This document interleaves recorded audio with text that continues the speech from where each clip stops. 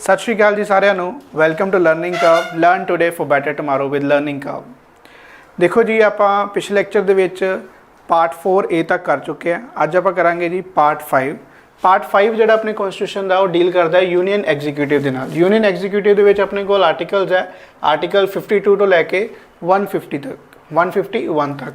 ਜਿਹੜਾ ਆਪਣਾ ਅੱਜ ਦਾ ਟੌਪਿਕ ਹੈ ਜਿਹੜਾ ਆਪਾਂ ਡਿਸਕਸ ਕਰਨਾ डिटेल च डैट इज़ प्रेजिडेंट। ठीक है, प्रेजिडेंट ਆਪਾਂ ਸਾਰਾ ਪੜਾਂਗੇ। ਪ੍ਰੈਜ਼ੀਡੈਂਟ ਬਾਰੇ ਕਿਹੜੀਆਂ ਗੱਲਾਂ ਆਪਾਂ ਡਿਸਕਸ ਕਰਾਂਗੇ ਉਹ ਆਪਾਂ ਦੇਖਦੇ ਹਾਂ। ਦੇਖੋ ਜੀ ਇੰਟਰੋਡਕਸ਼ਨ ਹੋ ਗਈ ਇਹਦੀ ਪ੍ਰੈਜ਼ੀਡੈਂਟ ਬਾਰੇ।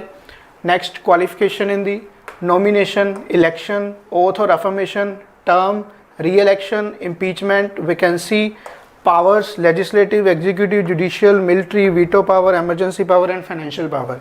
एंड लास्ट आप जो थोड़े जे स्टैटिक फैक्ट्स वो करांगे। ये अपना की है अपने इदा ही आप फ्लो के करांगे। सब तो पहले आप देखते हैं इंट्रोडक्शन। देखो जी इंट्रोडक्शन के आप पहली क्लासेस के डिस्कस किया सी कि अपने कोल दो तरह की गवर्नमेंट होंदी है। एक होंदी है प्रेजिडेंशियल, एक होंदी है पार्लीमेंटरी। ठीक है जी, presidential system of government and parliamentary system of government. तो आप देखा सी कि जोड़ा अपना इंडियन गवर्नमेंट है आप अडोप्ट की है पार्लीमेंटरी गवर्नमेंट। हुण इहदे देखो पार्लीमेंटरी फॉर्म तो प्रेजिडेंशियल फॉर्म के डिफरेंस तुहानूं पहलां भी दस चुका। इहदे जोड़ा अपना प्रेजिडेंट हुंदा इहदे विच president is a real head. की होएगा जी? रियल हैड होएगा, रियल एग्जीक्यूटिव होएगा।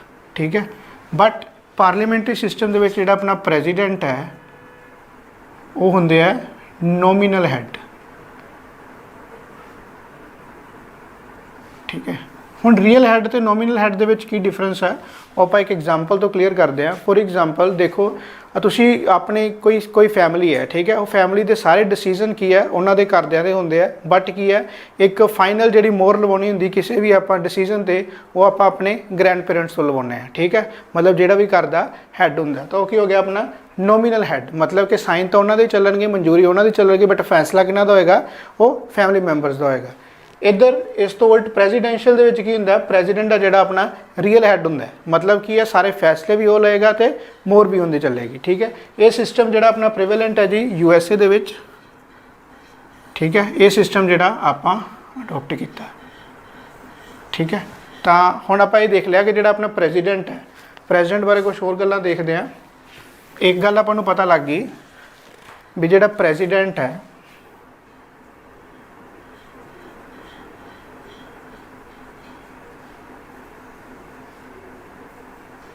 वो अपना की है जी इंडिया दे विच एक नॉमिनल हैड है। नॉमिनल हैड नूं एक होर आपां लैंगुएज दे विच लिखते हैं जिन्हों कहते हैं आपां डी जूरे। ठीक है, इनका मतलब भी की हुंदा जी नॉमिनल हैड। इस तो उल्ट एक हुंदा डी फैक्टो। डी फैक्टो मतलब हुंदा रियल। ठीक है, तो प्रेजिडेंट अपना नॉमिनल हैड है, डी जूरे हैड है, होर की है first citizen of India, first citizen of India. Next president is considered as symbol of unity. ठीक है जी, नेक्स्ट आप देख सकते हैं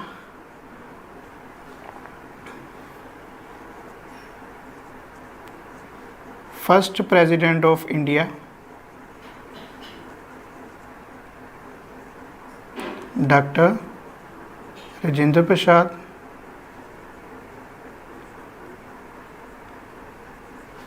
ठीक है, प्रेजेंट देख सकते हैं आप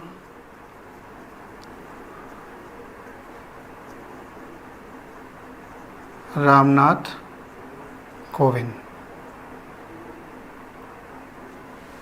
ठीक है जी, तो ये प्रेजिडेंट बारे आम जी जानकारी। एक नॉमिनल हैड है, डी जूरे हैड है, first citizen of India, symbol of unity, first president of India कौन सी अपने doctor Rajendra Prasad, and present अपने जो प्रेजिडेंट कौन है रामनाथ कोविंद। ये तुसी नोट कर सकते हो। नैक्सट आप देखते हैं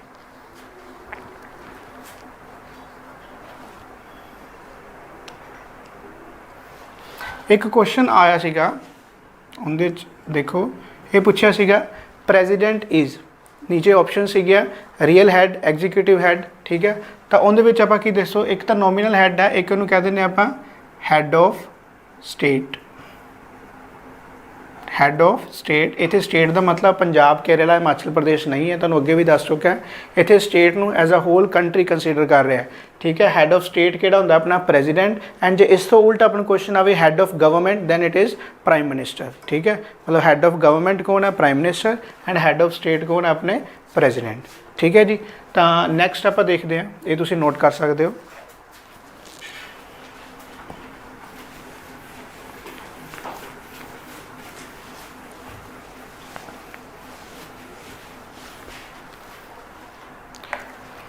नैक्सट जी आर्टिकल 52। आर्टिकल 52 की कहता है जी, there should be president of India, ठीक है। इंपॉर्टेंट आर्टिकल है, सारे आर्टिकल आप याद नहीं करने, जस्ट इंपॉर्टेंट वाले करांगे, ठीक है। आर्टिकल 52 की कहता है there should be a president of India. Next हुण आप इंट्रोडक्शन इनकी कर ली, ठीक है। नैक्सट पार्ट आप करांगे क्वालिफिकेशन। तो प्रेजिडेंट की क्वालिफिकेशन देखते हैं।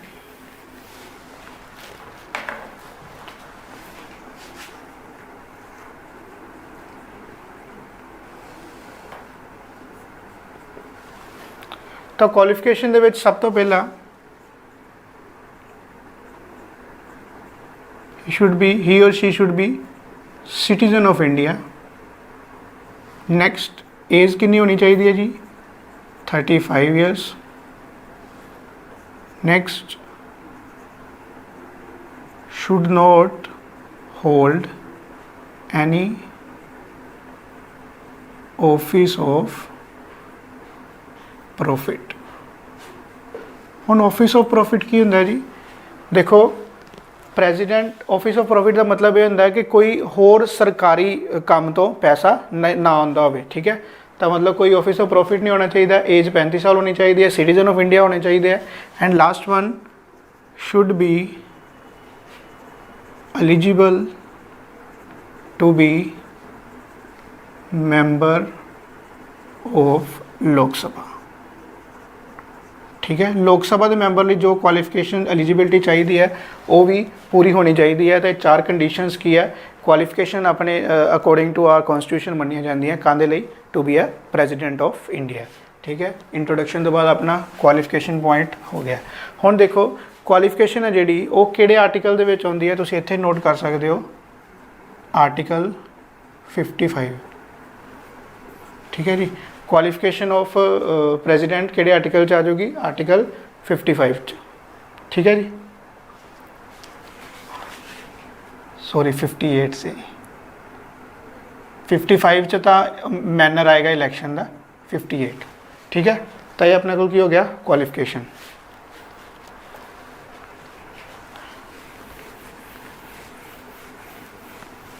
नेक्स्ट पॉइंट है जी अपना नॉमिनेशन। देखो इलैक्शन तो पहला जो कोई परसन प्रेजिडेंशियल इलैक्शन लड़ना चाह रहा है तो उस तो पहला एक स्टेज है डैट इज़ नॉमिनेशन, ठीक है। जो उन्होंने नॉमिनेशन फाइल करनी है उनके लिए 2 कंडीशनस है। 2 कंडीशनस की है कि उस लिए अपने को 50 प्रपोजर्स एंड 50 स्कैंडल्स चाहिए, ठीक है। प्रपोजर्स तो स्कैंडल्स का मतलब की होंदा है, ठीक है, कि जोड़े इलैक्टर्स है, ठीक है, प्रस्ताव पास करन 50 तो 50 की है उन्होंने समर्थन करन, ठीक है। भी ये जोड़े प्रेजिडेंट कैंडीडेट होणगे प्रेजिडेंशियल इलैक्शन के लिए उन्होंने 50 जोड़े इलैक्टर्स है की है प्रस्ताव पास करन तो 50 इलैक्टर्स की करन अपना समर्थन देन, ठीक है। सैकेंड कंडीशन की है जी कि 15,000 जी मनी है अपनी ये अपन RBI च डिपोजिट करवानी पैंदी है, ठीक है। RBI च डिपोजिट करवानी पैंदी है बट आफ्टर इलैक्शन ये वापस आ जाती है।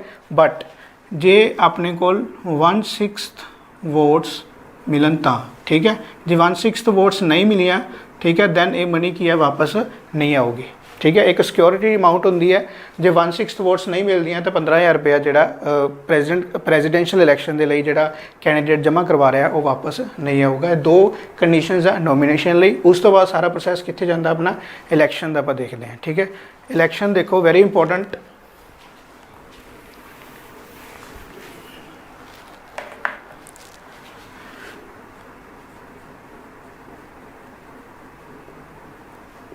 इलैक्शन।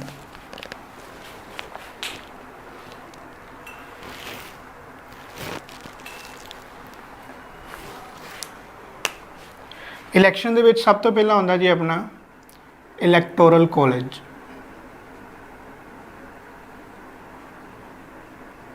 इलैक्टोरल कॉलेज का मतलब है किहड़े किहड़े कैंडीडेट है जिहड़े किहड़े मैंबर्स आ जिहड़े की है वोट करनगे प्रेजिडेंशियल इलैक्शन दे लई। तो इलैक्टोरल कॉलेज दे विच कौन कौन होंदा है तो देखो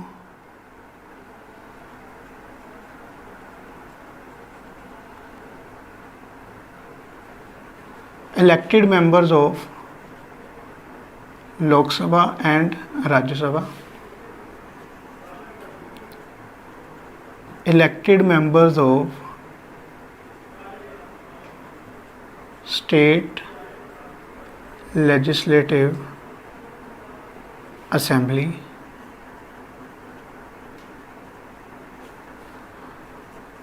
third elected members of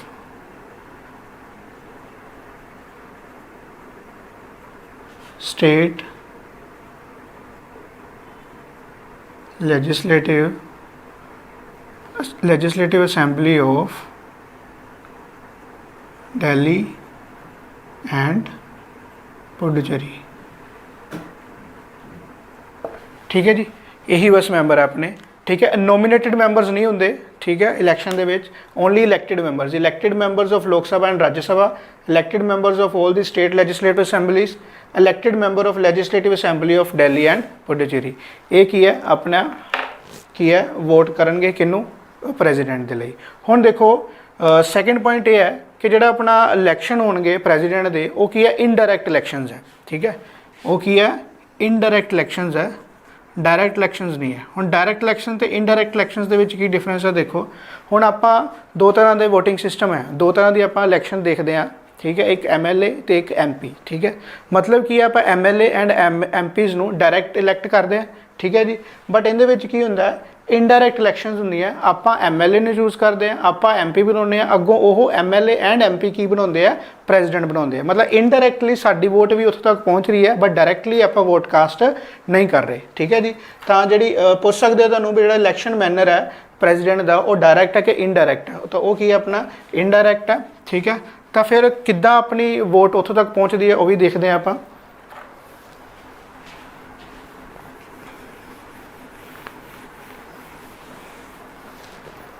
एक तो हो गया अपना इलैक्टोरल कॉलेज, ये आप देख लिया। नैक्सट है ये जी इलैक्शन है इनडायरैक्ट है, ये भी आप देख लिया इनडायरैक्ट किवें है। थर्ड थिंग है जी अपने कोल जिहड़ी ये इलैक्शंस है वो की हुंदी है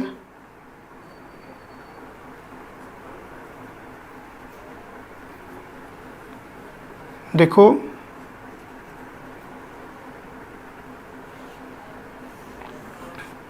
ये मैथड केड़ा यूज़ करते हैं। फॉर एग्जांपल एक MLA है। ठीक है, तो MLA की जी वोट काउंट है वो किद्दां होगा देखो, पॉपुलेशन ऑफ स्टेट ओवर अपने को total number of MLAs in that state. तो इत्थों जी MLA की की है वोट का काउंट आ जाएगा। ठीक है, इदा ही सारे MLA का वोट काउंट आ जाएगा तो वो की है जाके की करनगे उन्होंने अपनी एक MLA की है प्रेजिडेंट इलैक्शन प्रेजिडेंट का जोड़ा अपना कैंडीडेट है उन्होंने की है वोट करेंगे ताकि अपनी जी ग्राउंड लैवल पर भी अपनी वोट भी की है ऊपर तक पहुँच सके। That's why this is indirect इलैक्शंस।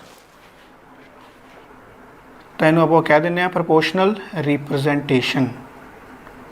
Proportional representation हुण रिप्रजेंटेशन किंदी हो रही है, रिप्रजेंटेशन अपनी हो रही है। ठीक है, ग्राउंड लैवल तो हर एक बंदे की वोट की है ऊपर तक पहुँच रही है थ्रू प्रोपोर्शनल रिप्रजेंटेशन सिस्टम। ये तुहानूं पता होना चाहिए। ठीक है, प्रोपोर्शनल मतलब कि X/Y, तो X/Y के फार्मूले नाल ला के आप कि MLA की वोट कढ़ लाँगे। ठीक है, तो वो फिर MLA की है उन्होंने वोट कर देगा कैंडीडेट नूं प्रेजिडेंट ने। ठीक है जी, नैक्सट आप देखते हैं प्रोपोर्शनल रिप्रजेंटेशन तो बाद जिहड़ा मैनर है इलैक्शन का होंदा है सिंगल ट्रांसफेरेबल वोट। हुण ये भी देखते हैं आप भी सिंगल ट्रांसफरेबल वोट सिस्टम की होंदा है। ठीक है, इनकी एग्जाम्पल लैके देखते हैं।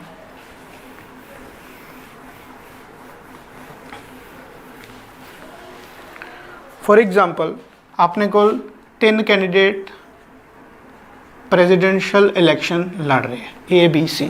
ठीक है जी, तो देखो कोई भी फॉर एग्जाम्पल कोई भी मैंबर या MLA वोट कर रहा है तो वो की करेगा, उन्होंने प्रैफरेंस देनियां पैणगियां। ठीक है, फॉर एग्जाम्पल उन्होंने फस्ट देती B नू, सैकेंड देती A नू, थर्ड देती C नू। ऐदा ही कोई होर आया दूसरा मैंबर, ठीक है, उन्होंने की करता फस्ट इनू देती, सैकेंड इनू देती, थर्ड इनू देती, अप टू सो ऑन। ठीक है, तो हुण तो जे तो मान लो B कैंडीडेट है A या C है, जिन्होंने 50% तो वध फस्ट प्रैफरेंस मिल गया तो विनर हो जाएगा। मतलब if any candidate got more than 50% vote, more than 50% vote का मतलब की है कि फस्ट प्रैफरेंस उन्हें 50% तो ज़्यादा मिल गया, then he or she will be the winner. Second condition की है, सैकेंड कंडीशन ये है फॉर एग्जाम्पल आप देखिए कि जेड़ा A सी इनू मिले 40%, इनू मिले 30%, ठीक है, इनू मिल गए 35%, तो इनू मिल गए 25%। ठीक है, 100 हो गया। तो देखो हुण तुसीं कहोगे भी A अपना विनर हो जाएगा, नहीं ऐदा नहीं होगा। देखो सब तो पहला जिन्हें को सब तो घट प्रैफरेंस है वो बाहर हो जाऊगा, C की है गेम तो की है बाहर हो जाएगा, आउट। हुण की रह गए आ दोनों। ठीक है, हुण 40% तो 35%। ठीक है, हुण इन्हां दोवां तुसीं कहोगे भी A जित गया, नहीं। हुण देखो जिन्हों 25% वोट्स मिले है, ठीक है, उन्हों की सैकेंड प्रैफरेंस जो B है, ठीक है, वो सैकेंड वोट चल जाएगी। जे उनकी सैकेंड प्रैफरेंस A है तो A नूं चल जाएगी।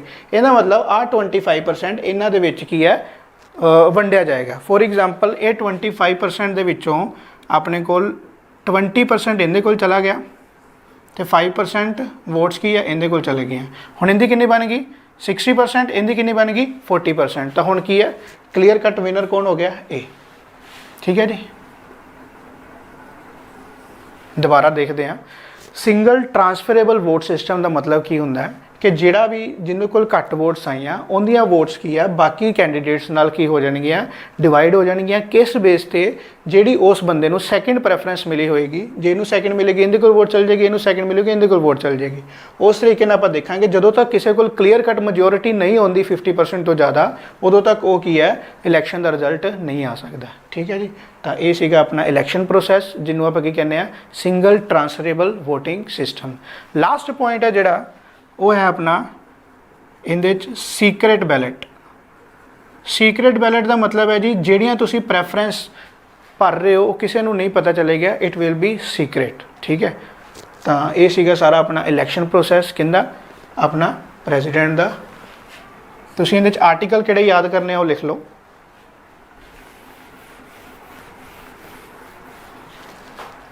एक तो जिहड़ा आपां इलैक्टोरल कॉलेज पढ़िया सी, या सीधा ही लिखा होंदा भी इलैक्शन ऑफ प्रेजिडेंट। जो सीधा इदा आवे तो ये आर्टिकल होंदा अपने कोल 54 इलैक्टोरल कॉलेज या इलैक्शन ऑफ प्रेजिडेंट। तो जे अपने को आ जाए मैनर ऑफ इलैक्शन, फिर अपने कोल की हो जाता है जी आर्टिकल 55। मतलब जिवें आप सारा मैनर किया ना भी किद्दां अपनी इलैक्शन हो गया प्रेजिडेंट दियां, तो उदा की है वो वाला मैनर जो डिस्कस करे तो आर्टिकल 55। ठीक है, ये सीगा अपना इलैक्शन रिलेटेड आर्टिकल्स। नैक्सट आप डिस्कस करांगे जी। नैक्सट पॉइंट देखो केड़ा, introduction qualification nomination election. Next oath and affirmation. ठीक है, हुण जदों प्रेजिडेंट कोई इलैक्ट हो गया, ठीक है, उस तो बाद उन्होंने की है ओथ एंड अफर्मेशन।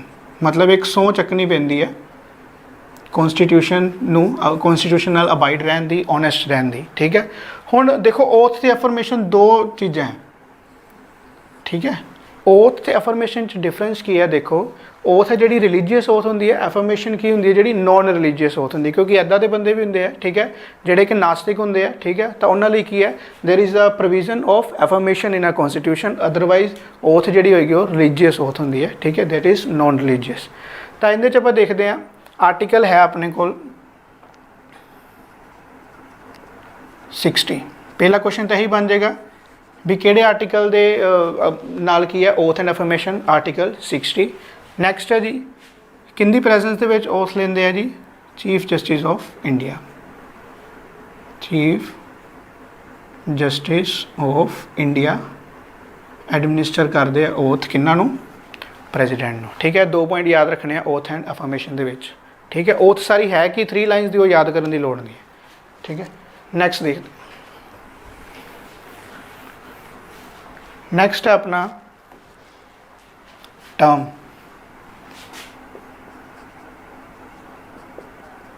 ठीक है, प्रेजिडेंट की जी फिक्स टर्म होंगी है जी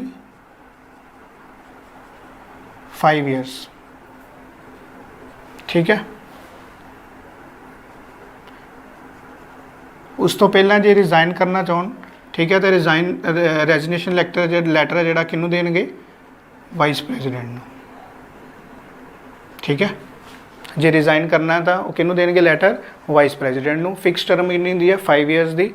ठीक है, बट फिक्स टर्म 5 ईयर्स की होंगी है, बट उस तो पहला भी there is a provision in a constitution for impeachment of, इहदे च की आप डिस्कस करांगे इंपीचमेंट ऑफ प्रेजिडेंट, मतलब 5 साल की टर्म तो पहला भी प्रेजिडेंट की इंपीचमेंट हो सकती है, उन्होंने पोस्ट तो बवाल किया जा सकता है। ठीक है, तो इंपीचमेंट प्रोसैस है जोड़ा वो आप देखते हैं। नैक्सट है अपना इंपीचमेंट प्रोसैस। हाँ जी, री इलैक्शन भी इत्थे देख लो, इस तो बाद इंपीचमेंट डिस्कस करते हैं।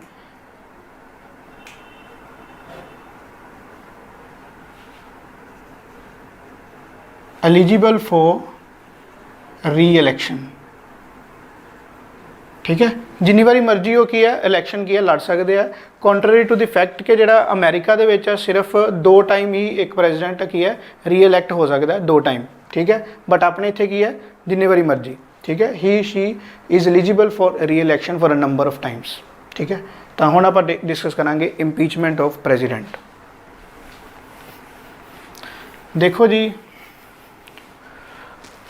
क्वालिफिकेशन डिस्कस कर ली है आप। ठीक है, टर्म डिस्कस कर लिया, हुण अपना की है पॉइंट कि प्रेजिडेंट नूं पोस्ट तो बवाल किवें करना।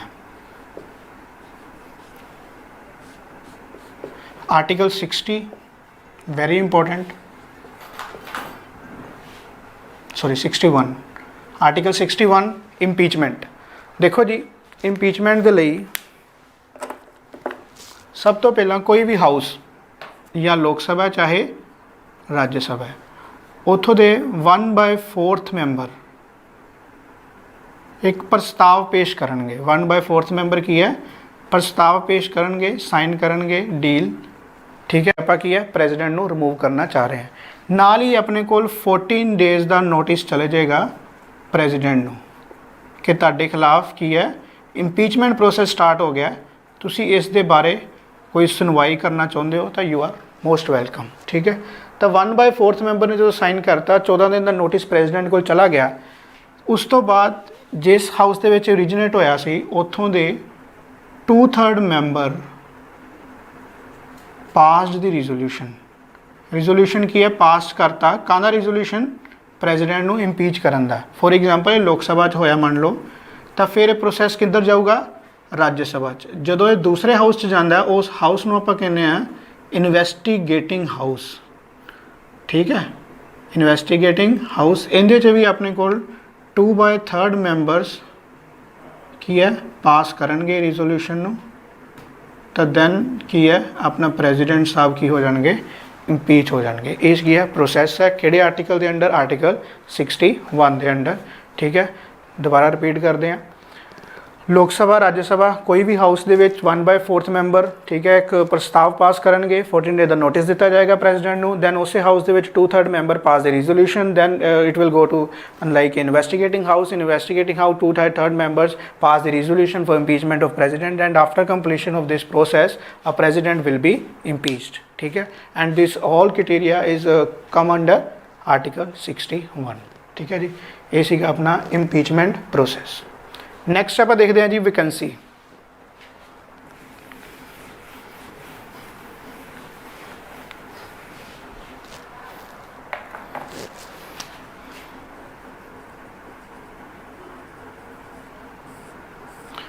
मान लो